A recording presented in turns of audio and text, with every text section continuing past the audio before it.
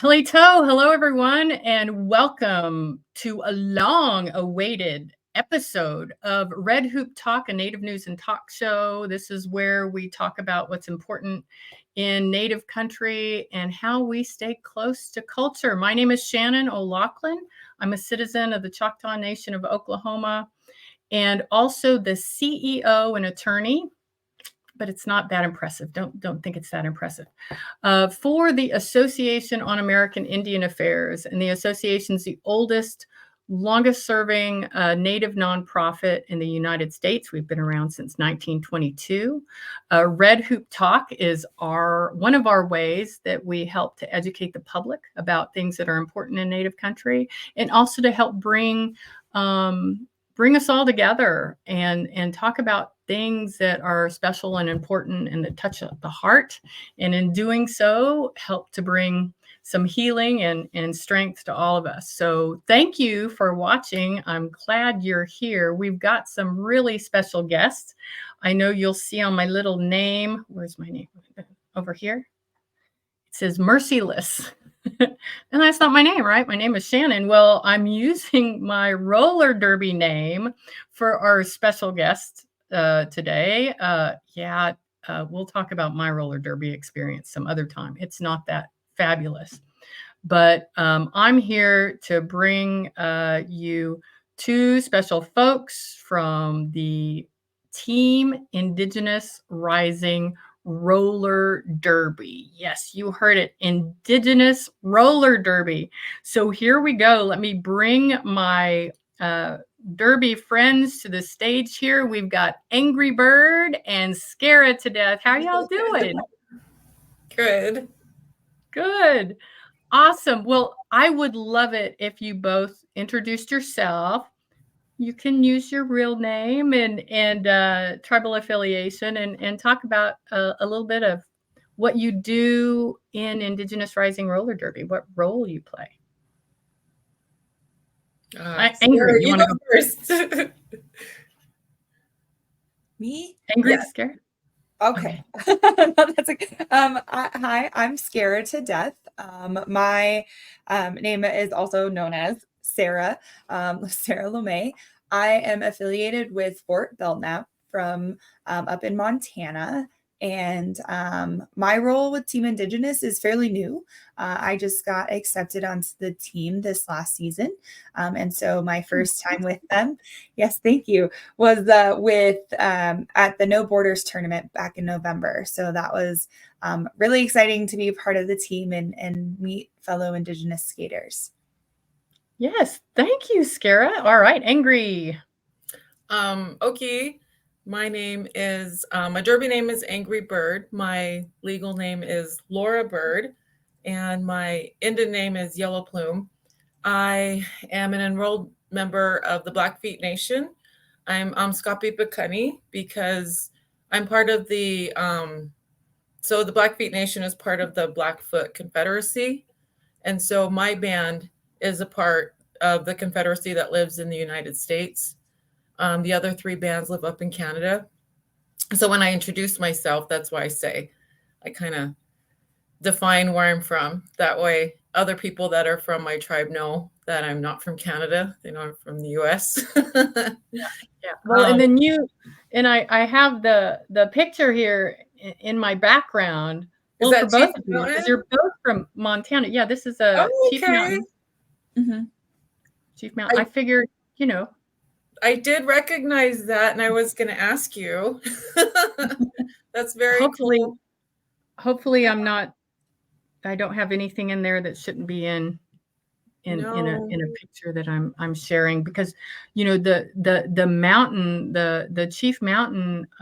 I was reading about it that early on, some of the earliest scaling of it post contact. Is that a Native person took some non-Indians up there, and they were basically looting, that there was ancestors and other cultural items that were safe and secured and protected by this wonderful sacred site. So I just wanted to kind of honor that and make sure that we're staying close to place. So Angry and Scara, so what is your, let's see, how should we talk about this? Let's talk a little bit more um, about staying close to culture and what what are your values and what are the things that you like to do or what are the things that you're learning about in your culture? I know for me myself, Choctaw language is so important, and I'm such a horrible student. I am so bad at it. It's just not. It's more difficult for some learning a language as an adult. So how are you all staying close to culture? Angry, you want to go first? Sure. I actually just attended a language class the other night through the University of Montana. They had so the local Indian Center here had some language classes. So I got to actually attend a Blackfeet language class. And it's really interesting. It's a hard language. You know, I know a couple words. I know how to introduce myself and say my name. And I can say it pretty well to fool people, and they'll start talking Blackfeet to me, and I'll be like, I don't know anymore. But I also I try to attend cultural gatherings. My past work, I specialized in special provisions on the marketplace for American Indians and Alaska Natives. So I really valued that work. And that helps keep me in touch with my culture, attending, events, and being a part of this team has been really huge for me. I've been in the Derby community for over 10 years, and my first game with Team Indigenous was in Denver, same as Scara. I actually tried out for Team Indigenous right before the pandemic, and I rostered in 2020, and then the pandemic hit. I actually bought like new skates, like everything. I was ready to go. And so Derby, of course, took a back burner for the next, 3 years. So the cool thing is a lot of people in my league switched to park skating. So I got to do a little bit of that, but that's still pretty scary. But had to keep up on the skating somehow. But I think I kind of got off subject there, but no, not at all. Not at all. Because it all comes back to skating for you all, I'm sure. Scara, how about you? How do you stay close to culture? So for me, I grew up in Washington State, and so that's where I grew up, and in a small town called Yelm, which is right outside the Nisqually Valley reservation. And so I went to school with a lot of fellow natives, and I was part of in middle school and high school, we had our own, had a native club. And so I was always part of that. My senior year, I was the president of our native club, and that really helped me, I guess, learn because it was, my mother's side of the family. So my grandfather, her father is our branch to Fort Belknap. And, he traveled a lot. He was, stayed in Montana a lot. And I'd only been to our reservation twice in my entire life. And so it's always something new for me to learn, trying to be part of any of the culture. And so we used to go to the Nisqually reservation quite a bit. And then just throughout the years, when I was 18, my great grandfather actually did a naming ceremony for all of us. And so myself, my mom, my sister, and my stepdad were all named in the summer of 2010. And so my native name is Hamwani. And I have that to hold on to, which is really nice. I would love to learn more languages. Fort Belknap is part of the Assiniboine, and I believe my mom said Nakota. So we kind of branch off of Assiniboine, and Nez Perce Little Creek, Chippewa, and I think Gros Ventre is all within kind of our bloodline. And just that was probably the biggest piece of me learning my culture, was going into the naming ceremony. And we had, a big dinner, and that was one of the last times I was able to see my grandfather dance. And so it's been quite a few years. So joining Team Indigenous was a big part of me wanting to really continue to learn about my culture and those around me. And tying it into something that I love to do is really helpful. And meeting Team Indigenous, the first time I saw them play was at Y'all Stars last year. I went with a open gender team, and I saw Team Indigenous play, and I was like, there's a team for me. So I'm really excited. And all year I was, emailing back and forth and sending in my videos and doing, the tryouts. And so when the No Borders tournament in Denver happened, I currently live in Colorado. And so I was like, that's close by, I'd love to play with everybody. And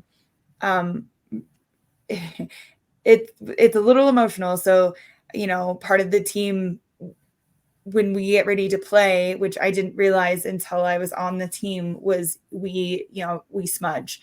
And I'd never smudged before. And so before our first game, we smudged, and I was like, I don't know what I'm doing. I don't know how to do this. And so to have an environment of people that were there to support you and support me and teach me, what and how to do that was amazing to be a part of. So that's really encouraging to continue to learn more about the culture. That's so powerful. Thank you for sharing that, Scara, because that's really important. So let's talk a little more about, because, roller derby is a sport that doesn't have a ball, right? There's no ball. No. And for me, it's the only sport I have ever observed that was so intense and so physically, the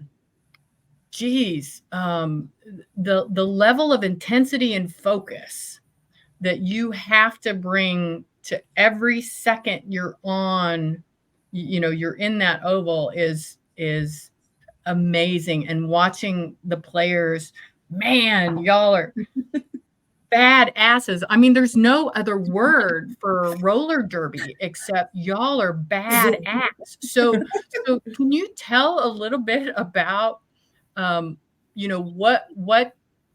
are the basics of the game? Like, what are people watching when they see something? And sorry that we don't have like an instructional video, but go ahead and which one of you would like to kind of talk about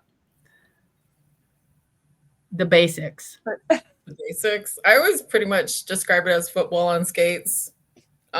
Just the intensity and the combat, the impact. There is a lot of strategy. I'm like, you have 2 teams, 4 blockers, 2 jammers.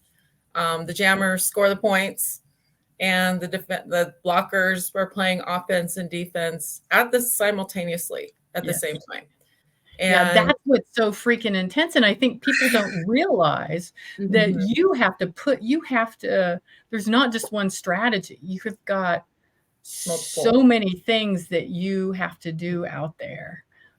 Sorry, I interrupted. Keep going. No, and for myself, I hadn't skated in years in a game before I came to Denver. And I was terrified. I practiced that first night. I was like, I don't belong here. Oh no. I was so scared, but Scara came in and she just rocked it. And I love that this sport is one that's very inclusive. And the coach, Crispy pretty much was like, no, you're not leaving. You deserve to be here. But the roller derby is that sport where it is so intense. And I know for myself, I put a lot of my feelings into it. And for myself that night, it was pretty intense. But on the track, it's it's another level of intensity. Scara is she's great at pivoting.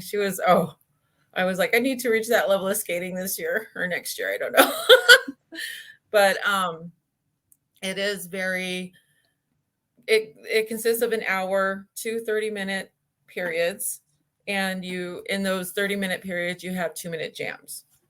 And so, Scary, I don't know if you want to take it from here, but I can, yeah. So, yeah, within those 2-minute jams, you get, a lineup. So, like, when we explain it like football, you kind of have that same atmosphere. So we have 15 up to 15 players on the bench. And usually you have like what you call walls, which is like your blockers. And so you have about 2 sets of them. And then you've got like 3 to 5 jammers that rotate through. Because within those 2 minutes, it's very intense, and it's like you're sprinting in between. And then it's like 30 seconds, you put out your next line, and each line then sprints, and it may be slow, but the intensity and the movements are like fast paced and adrenaline and just very hard hitting. I've been playing derby since 2009. And so but I've been roller skating forever. And so having gone from inline speed skating to rink hockey to now a full contact sport of roller derby was amazing for me. I was like, I get to actually like hit people. Yeah, I'll play this. Roller derby is a great environment you can be aggressive, and it's okay. We look at this society in the world of where, especially for women, if you're an aggressive or a very intense person, you're not always accepted. But in this world, in this derby world, you can be as intense and aggressive as you want to be or need to be for this sport. And it's accepted and taken, and everybody's like, yeah, I want that person on my team. They're scrappy, right? You can be scrappy, and it's great. The whole goal. So our jammers have the stars on their helmets. And so they're the ones that get to basically race each other within those 2 minutes around. And they have to make it through this like tight pack of people from both teams. And then each team has a pivot. And the pivot has a stripe on their helmet. Now they can become a jammer. It's really odd how to explain it, but they have that ability. And it's, that defense to offense switch is so important within seconds and minutes that you have to be on guard all the time. And we say, keep your head on a swivel, because if you're on the floor and you're within bounds, you're fair game to be hit. So if you're not paying attention, you can just get body checked and away you go. So always got to be aware. Yeah, I have never been so thoroughly trashed by someone's ass. Man, and the way derby players use their body and know how to be on skates that for the most safety and what have you is pretty incredible. But still, people are getting hurt. There's always blood on the track. Oh, stop the game. There's blood on the track. So it's a great. Don't you think most states have derby now, or have derby teams in the U.S.? So yeah. So just about anybody could likely find a derby game somewhere, or at least in the closest city. But Indigenous Rising, and I want to make sure everyone's aware of the website. You can go to teamindigenousrising.org to learn more about Team Indigenous. They've also got a great merch and shop site, and you can buy tickets and learn about their upcoming games and what have you. When is your next game? Your next game is Y'all Stars, right? Yeah. Is that the next one? Okay. So I have that scrolling in the bottom. So, and that's in Louisiana? Yes. It's near New Orleans, right? They're going to have that? Yeah, it's in Thibodaux, so Thibodaux, Louisiana. It is about, I would say, hour and a half outside of New Orleans, little south, I would say southwest, I think. Oh, wow. Okay. So if you are a citizen of the Chitimacha tribe down in Louisiana, you should be, I think, kind of close by there. So hope everyone can go and attend. A little more about Indigenous Rising is what they call a borderless team versus, like the team I played on was a city team. Mhm. So what's a borderless team? Can you tell us a little bit about what that is about? Yeah, no, that's okay. So, a lot of the teams that are currently out there are either by city, by state, and we compete and practice together. And especially after COVID, borderless teams were created to encompass a culture, right? We are not just our state.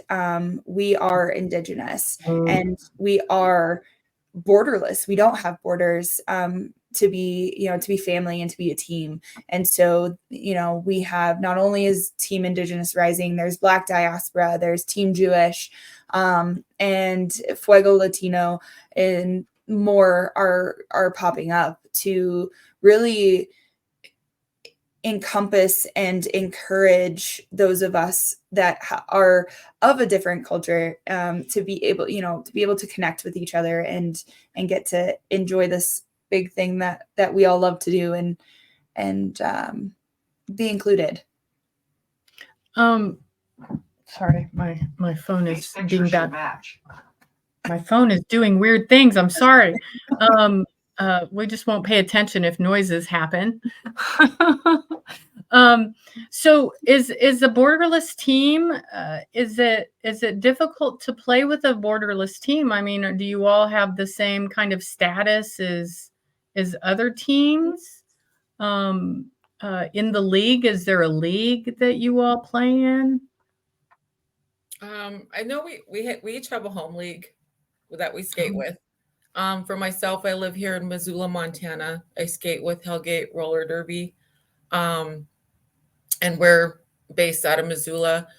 I know Scara. I'm not familiar with your league. Yeah, so I live in Colorado Springs, which is about an hour and a half south of Denver. So I play with Denver Roller Derby. I also play with a satellite team called B-Side. So a borderless team is a lot like a satellite team. Just again, people from everywhere really just coming together to be a team and play in these tournaments. And we don't practice together other than maybe a practice before the tournament, when we all meet up. But it with these borderless teams, we are all practicing in different leagues and different homes. A lot of us have different skill levels, different time playing, but yet we find the commonality to come together and still play as a team. And so it sometimes it's hard. The first couple of lines out, we're like feeling each other out of like, hey, who knows this? Like if I say this word, like, we talk about plays, right? If I, who likes to play offense, who likes to play defense, what do you normally do? And then, usually the structure of Derby is so fluid that it just comes together. And, within a few lines, we figure out, okay, this is where we like to play and we're good to go. We understand, how each other is on the track, and it just comes together pretty nicely. Yeah, nice. Yeah, so yeah, what I understood about the borderless teams is, so you're from all over. So I think Indigenous Rising, don't you all represent about 25 different sovereign nations? I think the number's around there. or somewhere. And so you're not all from one place. In fact, you're also from First Nations, right? First Nations and tribes in the United States have come together. And so you also travel, right? You can travel to other foreign countries to play. That's so awesome. So what is, all right. I'm trying to find a good way to say this. So what's your injury? It seems like everyone I've met in Derby, there's always, everyone has their spot. Oh, my clavicle, I broke it. Oh, my ankle, I broke that. Oh, my knee is screwed up. My tailbone. Do y'all have an injury? I have an ankle. You're an ankle? I have a left and my hip, so that doesn't really work too well for me sometimes, but you try to ignore it. Yeah, but I've had to have surgery. I had to have surgery before the pandemic in 2018. I'd had previous hardware put in when I was 19, and I wish I could say I did something cool, but I was just going down some stairs and one of the screws decided to come out. So my doctor scheduled surgery for me, but I skated up until the night before I had surgery. Because I was like, I'm going to play a game right after I get cleared to skate again. So I have a medical brace and just strapped it on and was good to go. But I know Scara can relate because it's like, oh, I'm going to be out for 3 months. I better get as much skating as I can. Yeah, I wouldn't say I necessarily have like a injury. It depends on the game, right?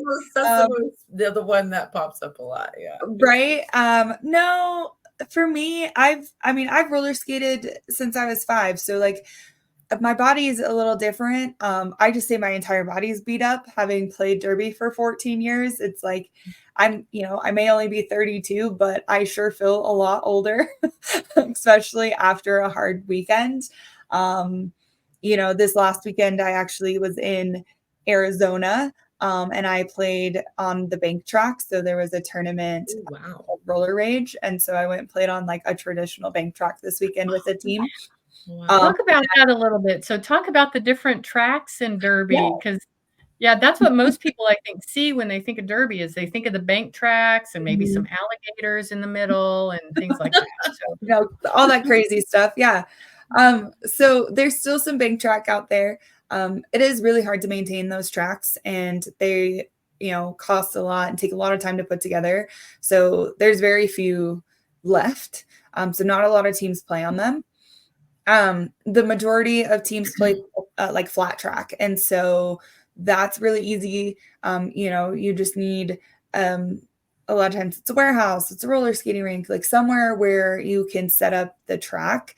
I think I did the math one time, and to have like an effective space, you need to have at least like 10,000 square feet for an entire track with the safety measures and all that stuff. But a flat track, again, is just so much easier to maintain. And then, on top of that, you've got different rule sets. So like the bank track is a whole different rule set of what you can and can't do on the track versus WFTDA and MRDA. They have their rule set. And then there's, the World Skate rule set, also known as USARS or USA Roller Sports rule set. And so there's also a short track rule set that's just coming out.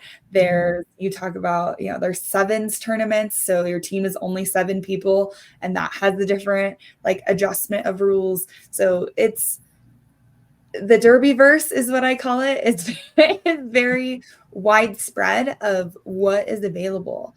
Short track was designed so that it can fit less than that 10,000 square feet. You can fit it inside of a community center. You can fit it inside of a basketball court, something that's still available so that people can still play derby, even if they don't have access to these other, bigger venues. Like when we go to Y'all Stars, it's a, well, I forgot the name of the place that it's at, but it's like an event center. And so it's very large and you can fit, it fits the one track and you've got the seats, that go up and you can see, the track from different angles, but not everybody has access to that. Not everybody has access to spaces. And so there are different rule sets that accommodate that, which is nice. Wow. Yeah, I can't imagine playing in one of those big, huge arenas. That's awesome that you all get to do that. So, Angry, what do you like? What's your favorite role? Are you a jammer? Are you what do you like doing when you're on the track? I'm primarily a blocker. Yeah. A blocker. Yeah. I like working with my teammates. I like keeping an eye on the jammer. I'm really good at screaming the jammer is coming. Sometimes I'm like, where'd they go? I'm still really learning. Similar to Scara, I learned how to skate when I was 6. I'm a military brat. My adopted dad was in the Air Force. So I actually grew up very disconnected to my culture. So I was probably the only Native American in my classes up until high school when my dad became stationed in Oklahoma. And then I started that reconnection to my culture by going to powwows in Oklahoma, which was really cool. And then I went to a Native American college, and that was the first time in my entire life I was around just natives. And that blew my mind. So for me, reconnecting to my culture has been a total journey. But it has helped me like with employment, in my adult life, because I know how to walk in both worlds, basically. So I go home and I participate in ceremonies and powwows back home, but I still don't know a lot. I still feel very uneducated when I go home. Like I always try to make sure, like, can I do this? Should I wear a skirt? Like, what should I do? And because Native culture is very unique and it's very different to any other culture out there, obviously. But even just in conversation, just everything. But that's what I loved about this team, how Scara said. I first found out about Team Indigenous, I think, in 2014. And I was just shocked that there was a Native team out there. And I was like, that girl looks like me on the track. I could see myself skating. And I really love skating with Team Indigenous, and I feel really comfortable. So, but I really enjoy hitting people and getting, some frustrations out. But the cool part about Derby is it's all done in fun. It's not, I remember in the early days of Derby, it would get a little dirty and competitive sometimes, but I feel like now there's a lot of camaraderie. I know there was a glitch during the tournament, during the last one, and there was a dance party for like half an hour with all the teams.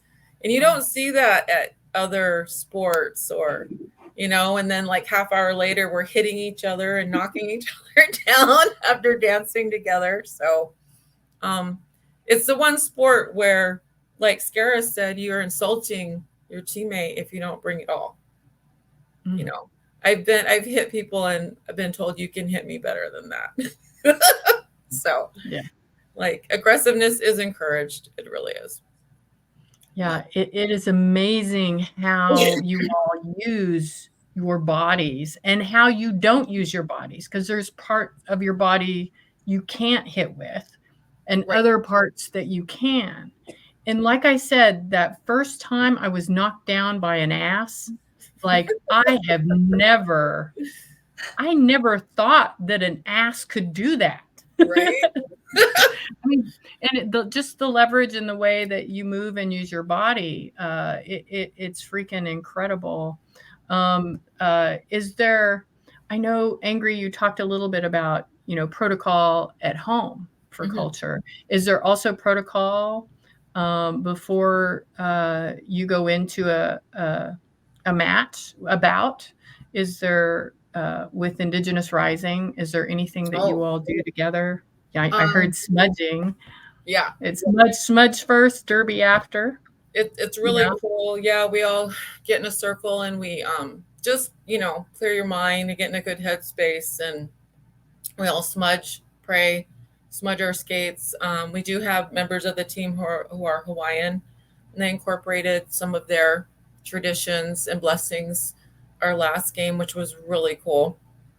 And I've never felt that kind of inclusivity. I know with other teams, a lot of us are just off doing our own thing before warm up, to get pumped up. But with Team Indigenous, we're all coming together as a unit, and we're becoming cohesive in that unit. And that's what's really special and unique about Team Indigenous and the preparations we do before the game. Wow. So, Wow. like, I'd never met Scara before Denver, and now I'm like, that's, my girl. So, and that's what Derby does, and especially this team, where we're all Native, and we feel that. Yeah. Well, I think you even see it from the pictures. I want to show just some pictures here of your team. See if I can pick you out there. Are you all in here? You're both in here, right? Yes. Yeah. And then this one. Whoops, that moved too fast. That's okay. Beautiful. Damn. But where's all do you all also dress your face for Derby? Do you? Because I always think it's incredible that part of the culture of Derby is also just being brilliant and unique and scary as hell.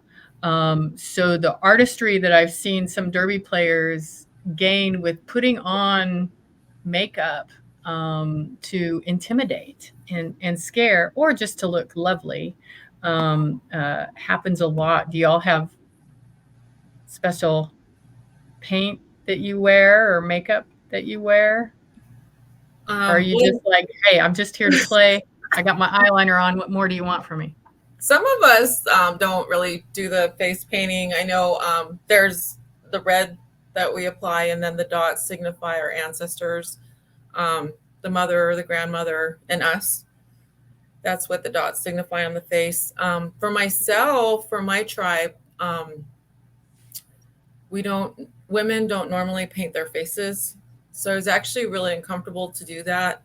But then it's because we feel it should be earned. And so I actually felt, I thought about it. I thought, well, I think I've earned this paint by now. So it was really cool and special, kind of like with Scara with the smudge. Like, I'd never painted my face before. So for me, that was really powerful in itself. And it made me feel connected. So, but I'm not sure who came up with that, but I love it. Yeah, same. I'd never painted my face either. And so, like, our first game for the weekend, I didn't. The second game, I only had, the dots. And then by the third game, I was like, no, I'm right. I want to give me the warrior paint, right? For, we're warriors. We're out here. We're, fighting and we're competing. And it just was so, good to feel that. And, the team was like, this is why we do it. And having because I'm like, well, what does it mean? Like, explain, because I don't know. Right. And so it was nice to really have that explanation and then teach me what it means. What do the dots mean? What does the red line, the warrior paint mean? And now I'm like, well, now everywhere I go, I want to, can I just pack up my Indigenous team with me, because I want somebody to do my paint.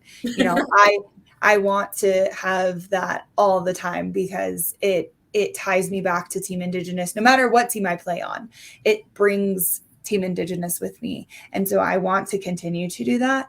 And so that's me. I'm like, I've got to ask and learn more about that. And what does that look like further if I'm not playing with Team Indigenous? Is it acceptable? Still learning that culture and what can be how it's perceived of wearing paint when you're not, skating with Team Indigenous and things like that. And so I know that after I did that, I did come home and research my own tribe and to see if there was face paint and, go from there. And, the Assiniboine tribe didn't have a lot, especially for the women of the tribe. There wasn't a lot of painting of the face. But, in this day and age and in the cultures that we're in and the life that we live, I feel that we all fight our own fights and we are all warriors of this community. And we all deserve to keep continuing to support and show that we are Indigenous and we are part of that.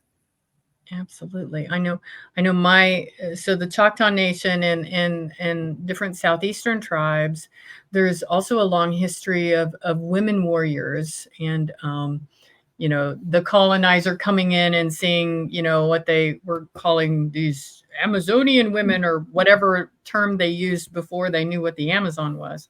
But women who were fighting alongside men and doing men's work versus what other women were doing. And so I really found when I was playing Derby that it struck a chord in me that I didn't know existed, right? That aggressiveness, being able to just pummel because that's the job that you've got, is getting through the blockers and scoring and I think the first time or one of the first times I actually was playing a jammer and I hit someone really hard and knocked them down, and the freaking adrenaline the rush that I got from that is like nothing I've ever experienced before. Because all of those, girl fights I had in high school, it's just don't even come close, right? So there's something to be said for women warriors and that women warrior spirit, because I do see you all beating each other up and then go loving on one another and taking care of each other. So it's something very special about roller derby, women's roller derby and Indigenous rising. And I say that because now there's a lot of mixed teams, right? With men and women or gender, non-binary gender. And when I have played against, different bodies like that, it to me, it was a little bit terrifying playing against a male body. Yeah. For a lot of reasons, but I'm wondering how you all feel about that in Derby in general.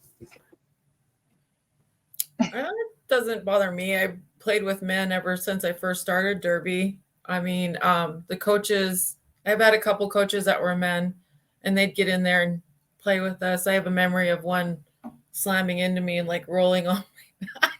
I just couldn't believe it. But I think the inclusivity is important. That's I don't have a problem with it myself.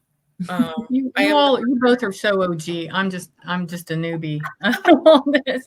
So well, I have a child who identifies as Two-Spirit, and they also skate. And so I'm really grateful for a sport that will accept my child no matter what. They'll roster for a team not based on their gender, but based on their ability to play is basically what it is. I know there was a lot of debate over that, but I just honestly, there was one player out there that, I mean, you don't even notice it. And I remember after the game, we were talking about certain players and they didn't even realize they had another player of a different gender and the chaos, sometimes you just don't know. So who's hitting you? But yeah. How great is that though? Because the people constantly telling us that the women aren't physically equal to men, and Oh yeah. maybe not, right? Because I just don't have a penis, but other than that, we can be in the same spaces doing the same thing, playing sports together. I think that to me, that's pretty incredible. Scara, have you played with various genders? Yeah, so I I grew up wanting to be, the teachers, do I have any strong boys here to lift the things? And I'm like, I'm that strong boy. I can lift that, right? And so that was just me growing up. Playing rink hockey, I was the only girl on the team as a kid. And so I was like, no, I will beat these boys. There's no question in that. And so, Derby, when it first came back, there was the WFTDA, so it was a lot of women's, and I've been playing for a long time, and so then the MRDA came through, which was the Men's Roller Derby Association, and so then throughout the years it has evolved, and now we have open gender, gender neutral, all of these teams, and my one of my teams, my baby, is B-Side Roller Derby, and we are an open gender team. And so we do play open gender. So like at Y'all Stars in February, I am not only rostered with Team Indigenous, but I am also playing on B-Side while we're there during the open gender tournament. And so I played with B-Side last year at the open gender, and I personally make it my mission to just be the best skater on the floor, the best blocker that can be, no matter your gender, no matter your age, it doesn't matter in Derby. If there's somebody that's like 3 times my size, I'm like, don't worry, I'm going to chop you down like a tree. I'm going to go take you on, like the biggest person on the track. I'm like, you're mine. Because that's part of that aggression, that scrappiness that Derby allows and brings in your body type, and any of that, none of that matters. It's all about your skills, right? Your skate skills and how you utilize that. And that's what makes you a great Derby player, not how much you weigh or don't weigh, or how tall or short you are. It doesn't matter. Yeah, there's all bodies are in roller derby. I think it's so wonderful. So let's a little bit more about Indigenous Rising. And I know one of the purposes of Indigenous Rising roller derby is not just to play derby, which is the primary purpose, but it's also to raise awareness for Indigenous issues. So it gives you all kind of a platform to be in people's faces, that Indigenous people are still here, we're still here, and we are still strong warriors. So is there anything in particular that Indigenous Rising Roller Derby is doing right now, or about Indigenous issues? I know I've seen some things on your website. Every Child Matters. There was a fundraiser that you all were doing for boarding school survivors, right? Mm-hmm. Anything else like that you all like to bring to the front? There's so many ongoing causes in Indian country. I know. And I think it pretty much goes with the year. I know, like the residential school Orange Shirt Day will bring, and that's more appropriate to bring attention to those causes, is kind of when the entire nation, because our representation in just America is just now coming on like a mainstream level, with Lily Gladstone getting nominated. This might be kind of funny, but I was like, she reminds me of Denzel Washington.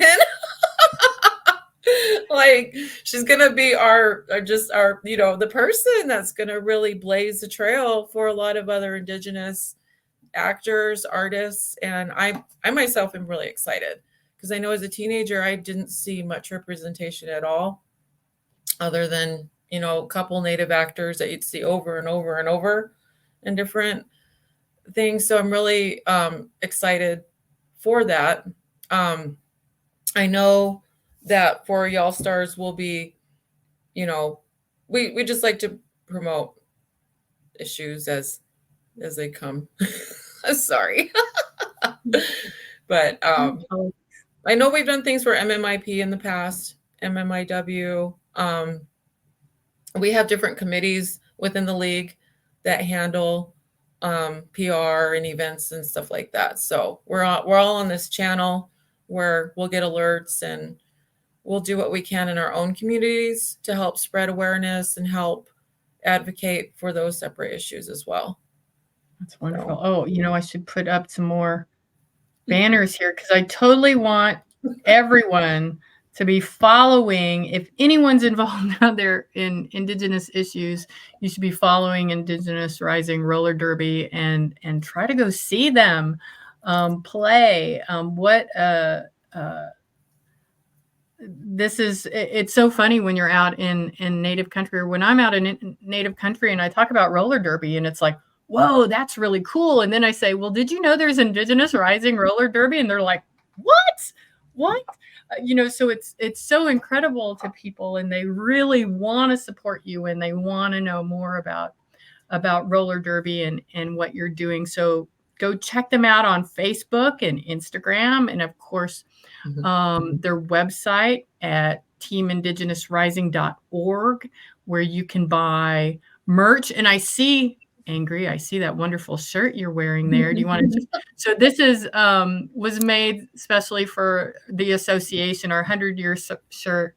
And it's a practice shirt that they wear. Oh, and it's got you. Yes, Angry Bird, number 49. All right. Thank you for wearing that. So there's merch and stickers and magnets and t-shirts, hats. So please go on their website and purchase merch. Hey, and if you don't want merch, just donate some money to help them, because this is an amateur derby team, so it's not professional. I know that the association is sponsoring and provides some funding for Team Indigenous, but they need more. They need more sponsorships and more donations to support their travel, their uniforms and what they wear, and their makeup, and food and all of that. So if you can help support Indigenous Rising, please go to their website. What have I missed? Is there a question that I should have asked you all that I missed, or anything about Indigenous Rising that you all want to share while we kind of start closing things up here, wrapping things up? I think the only thing that I really do want to say about Indigenous Rising is that I really love it. Growing up in an area where, you know, my family is predominantly white, right? So we grew up in more of a white culture, and Team Indigenous doesn't give the feeling of you're not Indigenous enough, right? Like there's some, you know, some spaces where you're like, oh, I feel I need to be more Indigenous to accept my culture. And Team Indigenous doesn't do that. It teaches you as you come in, and it shows that, you know, you are Indigenous. That is your bloodline. And like for me, you know, while my mom is part of our Fort Belknap, the tribe, I'm only a descendant. You know, I don't have enough in the bloodline to be part of Fort Belknap. And so it's always I've always just felt like, well, okay, yeah, it's there, but I'm not, you know, not enough. And Team Indigenous doesn't do that. They make you feel like you are enough, and you are, you know, there, and you can embrace who you are, and that's supported and encouraged. And so that is very nice to know. So, anybody out there that feels that you're not enough, you are, and you always will be. And it's okay. It's okay to be who you are and continue to show that. So yes. Beautiful. Thank you for sharing that, Scara. And what about you, Angry? Is there anything, last words, or anything about Indigenous Rising that you missed? Just come watch us skate. We're very grateful for representation and to be included on such a larger scale of derby with other teams in these tournaments. I myself would never have opportunities like this if it wasn't for Team Indigenous. Just with my kids and my jobs, and Scara can relate, but derby gives you that opportunity, and being a part of Team Indigenous, like even being on this podcast, is amazing. Thank you for having us. So, but yes, representation, and I encourage just, go out, just try to go out there and skate. I always have lots of natives. I'm like, we want more natives skating. We want more natives coming to practice. It's a huge commitment, but it opens so many doors, and it does so much. Like I always say, roller derby saved my soul. And Team Indigenous, it was my ultimate dream team. And so it's kind of like, it sounds hokey, but if I can do it, anyone can. But it's just, this team is amazing. And yeah, support us in any way you can. Like you said, we're amateurs, so we pay to skate. We basically pay to skate. So any support, prayers, encouragement are greatly appreciated. All of the above. Yes, all of the above. Excellent. Well, I've really enjoyed speaking with you all, and I wish I would have been a better derby player, so I know all of those good derby questions about the rules, or a certain play or whatever. But I didn't. I had a hard time.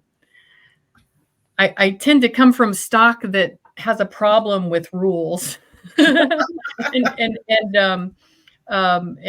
so that was probably also one of my defects as a derby player, is that it's like, all right, so what? Then my wheel went over the line. I still did what. It doesn't work that way. But yeah, roller skating, I mean, geez, you can roller skates during the pandemic were something that a lot of people gravitated to. So there's good skates out there for fairly inexpensive, and a lot of the derby teams, they'll announce fresh meat. So fresh meat are those wannabe derby players. And quite often, derby leagues in your city or state, local area will have equipment that you can borrow so that you can learn how to skate. And one of the most important things as a derby player that you will learn is how to fall. Yes. So if you are interested, if something about our conversation was interesting, look up your local derby team, and of course go to Indigenous Rising website as well, and see if you can watch some practices, watch some games, and get on a pair of skates and start falling down, because that's what happens. All right. This was beautiful, Yokoki. Thank you, Scara and Angry. I really appreciate all that you do in your regular day-to-day life with your families and communities, and the work that you do, and then to connect with Indigenous Rising Roller Derby and show us how Native women are badasses, and in more ways than one. So keep hitting, and I look forward to seeing one of your games in the future. Oh, and I wanted to ask, Does anyone cover roller derby? I mean, there's no sports cast that roller Oh, derby or CNN Sports or somebody that covers roller derby. Is there? Is there there's someplace we can go to watch? you can go to YouTube. There's also an app called Twitch, and they Mhm. stream roller derby live. So Okay. it's more of a Yeah. gamer app, but from what I'm familiar, Twitch. Twitch has Which it is too. really good. Yeah, Yeah. there's a lot of different pages. So like for Y'all Stars, they're gonna do their own streaming this year. Yes. So I think it's gonna be on their YouTube channel. I believe I was just reading. So you can go find Y'all Stars tournament on Facebook as well. And I think through Google, if you just Google like Y'all Stars, y'allstars.org, they should have the streaming information for that one up. But any local league usually has their own streaming, whether it's per YouTube or Twitch. Right. I've seen them on Facebook too. So that means we would be able to see Indigenous Rising at Y'all Stars on their YouTube channel. Oh, that's great. Yeah. In case we're not able to make it.